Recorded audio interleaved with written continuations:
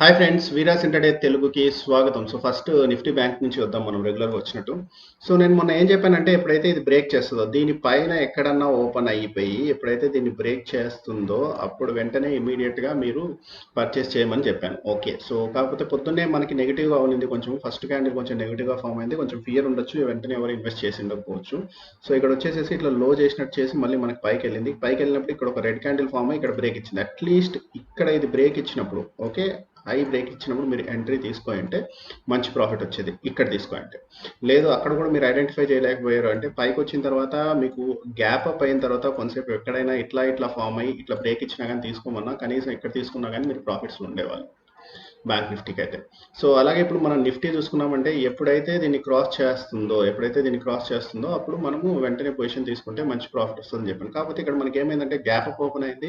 Gap up open అయిన తర్వాత గ్యాప్ని cover చేసుకున్న తర్వాత మళ్ళీ ఫామ్ అయిన తర్వాత ఇక్కడ నేను ఏం చెప్పానంటే ఓకే, గ్యాప్ అప్ కాన్సెప్ట్ ప్రకారంగా మనం మాట్లాడుకున్నామంటే ఎప్పుడైతే మనకి ఇట్లా హయ్యర్ హై చేస్తుందో అప్పుడు మీరు ఏం చేయొచ్చు అంటే ట్రేడ్ చేయొచ్చు అని చెప్పాను. సో ఎప్పుడైతే ఈ హై దాటిందో అప్పుడైనా అట్లీస్ట్ మీరు పర్చేస్ చేసి ఉంటే సరిపోయేది, మంచి ప్రాఫిట్లో మీరు ఎండ్ అయ్యేవాళ్ళు. సో ఇప్పుడు రేపటి అనాలిసిస్ ఎట్లా ఉండబోతుంది అంటే మనకి మేజర్ వచ్చేసేసి బ్యాంక్ నిఫ్టీలో ఇది సపోర్ట్ రేంజ్ అండి.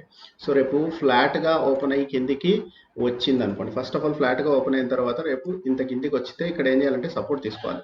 సపోర్ట్ తీసుకున్నాక ఈ పైకి వెళ్ళిన తర్వాత మనకేంటంటే కొంచెం సైడ్ వేస్ ఉండే ఛాన్సెస్ ఎక్కువ ఉంటుంది. ఇది కిందికి ఓకే 38,000 వరకు మేబీ వెళ్ళొచ్చు, బట్ 38,000 అగైన్ సపోర్ట్గా యాక్ట్ చేస్తుంది. ఫస్ట్ ఇది ఇట్లా కిందికి వచ్చిందంటే మనకి 37,680 నుంచి 38,100 మధ్యలో కొట్టుమిట్టాడొచ్చు. అట్లా కాకుండా మనకి గ్యాప్ డౌన్ ఏదైనా ఓపెన్ అయ్యింది అనుకోండి. సో ఇక్కడ గ్యాప్ డౌన్ ఓపెన్ అయ్యి దీన్ని బ్రేక్ ఇచ్చినా కానీ లేకుంటే డైరెక్ట్ గ్యాప్ డౌన్ ఓపెన్ అయినప్పుడు ఫస్ట్ క్యాండిల్ మనకి ఈ లోని బ్రేక్ ఇచ్చింది అంటే మటుకు దట్స్ పానిక్ సినారియో స్టార్ట్ కావచ్చండి. సో ఇక్కడ మనం కొంచెం సెల్లింగ్ ఆపర్చునిటీస్ కోసం చూస్తాం. లోయర్ లో చేసినా కానీ దీన్ని బ్రేక్ చేసిన వెంటనే ఎవరైనా ట్రేడ్ చేయాలనుకుంటే చేయొచ్చు. ఇదేంటి మనకి ఫ్లాట్ గా ఓపెన్ అయ్యి కిందకి వెళ్ళినా కానీ గ్యాప్ డౌన్ ఓపెన్ అయినా కానీ, అలా కాకుండా ఫ్లాట్ గా ఓపెన్ అయ్యి అంటే ఈ రేంజ్ లో మనకి ఎక్కడైనా ఓపెన్ అయ్యి పైకి వెళ్తే సో ఇక్కడ కొంచెం స్కోప్ అనేది కొంచెం తక్కువ ఉందండి. ఎందుకంటే 38,100 ఆర్ 38,000 దగ్గర మనకి రెసిస్టెన్స్ ఉంది, మేజర్ రెసిస్టెన్స్. అది మరి బ్రేక్ చేస్తుందా లేదా అనేది చూసుకొని మనం ట్రేడ్ చేస్తే బెస్ట్ అనమాట. ఆర్ఎల్స్ ఇది మళ్ళీ ఏం చేయొచ్చు అంటే ఇక్కడ రెసిస్టెన్స్ తీసుకొని మళ్ళీ ఇట్లా కిందికి వచ్చి ఇట్లా సైడ్ వేస్ కూడా వెళ్ళే ఛాన్సెస్ అయితే బాగానే ఉన్నాయి. సో అది కొంచెం చూసుకొని మనం ట్రేడ్ చేయాలి.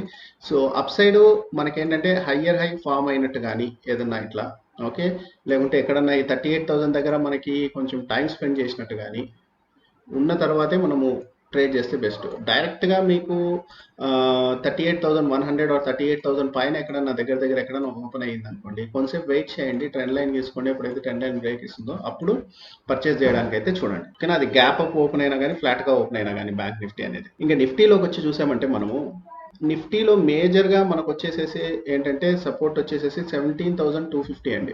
సో రేపు ఎట్టి పరిస్థితుల్లో ఫ్లాట్గా ఓపెన్ అయినా కానీ దీని అయితే కిందికి వచ్చి దీన్ని టచ్ చేసేంత వరకు వచ్చింది అనుకోండి, సేమ్ స్టోరీ అండి. మళ్ళీ మనకి ఇక్కడ కొంచెం సైడ్ వేస్ వెళ్ళే ఛాన్సెస్ ఉంటుంది. మేబీ ఒక 100-200 ఇక్కడ నుంచి 100-200 అంటే 350 నుంచి 400 దాకా వెళ్ళే ఛాన్సెస్ అయితే ఉంటాయేమో, కానీ మనకి రేంజ్లో ట్రేడ్ అయ్యే ఛాన్సెస్ ఎక్కువ ఉంటాయి కిందికి వచ్చిందంటే. అట్లా కాకుండా మనకి ఫ్లాట్గా ఓపెన్ అయ్యి కానీ ఎప్పుడైనా కానీ దీన్ని బ్రేక్ చేసిందంటే, కొంచెం గ్యాప్ డౌన్ ఓపెన్ అయ్యి దీన్ని బ్రేక్ చేసింది అంటే, ఇమీడియట్గా బ్రేక్ చేసింది అంటే, లోయర్లో ఫామ్ అయ్యింది అంటే మటుకు మనం ఖచ్చితంగా మనం ఏం చేస్తామంటే సెల్ సైడ్ ఉంటాం. ఓకే, ఇక్కడ బౌన్స్ బ్యాక్ అయితే సైడ్ వేస్ వెళ్తుందండి. దీన్ని బ్రేక్ చేస్తే మటుకు జాగ్రత్తగా ఉండండి. గ్యాప్ డౌన్ అయినా ఏమైనా కానీ మనకి నెక్స్ట్ రెసిస్టెన్స్ సపోర్ట్ వచ్చి 17,150 వరకు వెళ్ళే ఛాన్సెస్ ఉంటాయి. అట్లా కాకుండా ఫ్లాట్గా ఓపెన్ అయ్యి పైకి వెళ్ళింది అంటే 17,400 17,450 ఈ రేంజ్లో ఏమైనా టచ్ చేసే ఛాన్సెస్ అయితే ఉన్నాయండి నిఫ్టీ ఫ్లాట్గా ఓపెన్ అయ్యి పైకి వెళ్ళిందంటే. అలా కాకుండా గ్యాప్ అప్ ఓపెన్ అయింది అనుకోండి, 400 పైన ఎక్కడ ఓపెన్ అయినా కానీ మనకి గ్యాప్ అప్ కొంతసేపు వెయిట్ చేయండి.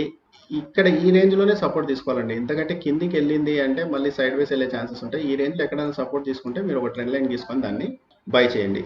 గ్యాప్ అప్ అయిపోయిన తర్వాత మీకు ఎప్పుడైతే హయ్యర్ హై వస్తుందో, గ్యాప్ అప్ అయిన తర్వాత మనకు హయ్యర్ హై వచ్చిందంటే కంపల్సరీ అది మనం ఏంటంటే బయింగ్ ఆపర్చునిటీగా కన్సిడర్ చేసుకోవచ్చు. సో ఇదే అండి ఇవాళ అనాలిసిస్. మళ్ళీ రేపటి అనాలిసిస్తో మళ్ళీ మేము ముందుంటాను. అంతవరకు సెలవు, బాయ్.